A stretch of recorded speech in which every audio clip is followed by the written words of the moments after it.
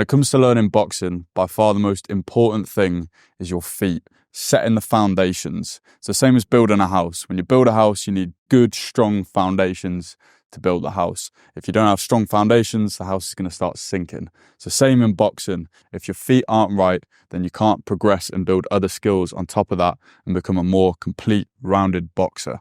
You've got to get your feet right, the balance right, and the weight distribution right.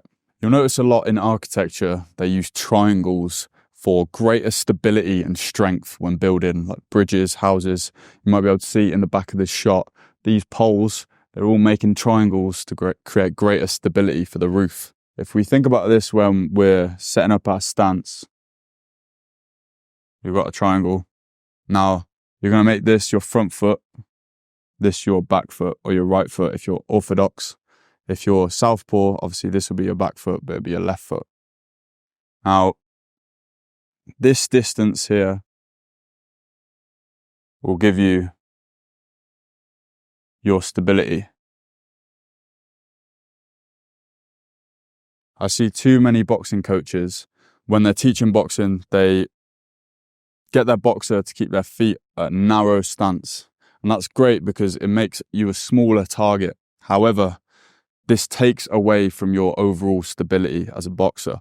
So you want to maintain this distance when you're setting up your stance. You don't want to get too narrow. I used to box with a guy whose stance was really narrow and you could see how off balance he was when he was in the ring. Not only this, it makes it harder to throw a backhand because you can't get the right twist in your hips. So when you're setting up your stance, think about this distance and this triangle shape. Next thing is the weight distribution between either foot. Let's say you're orthodox. On your right foot, you want 60% of your weight, and on the front foot, you want 40% of your weight. Boxing is basically about keeping the weight distribution correct, getting your feet into range, getting off your shots, and getting out of range as quickly as possible. The more effectively you can do this while staying on balance with this 60-40 weight distribution, then the more successful you'll be as a boxer. Boxing is built on foundations of footwork.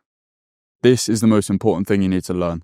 So when you're setting up, whenever you're doing anything in boxing, whether you're on the bag, whether you're shadow boxing, whether you're sparring, try and think about this weight distribution, keeping that weight on the back foot and moving around in this distribution of weight.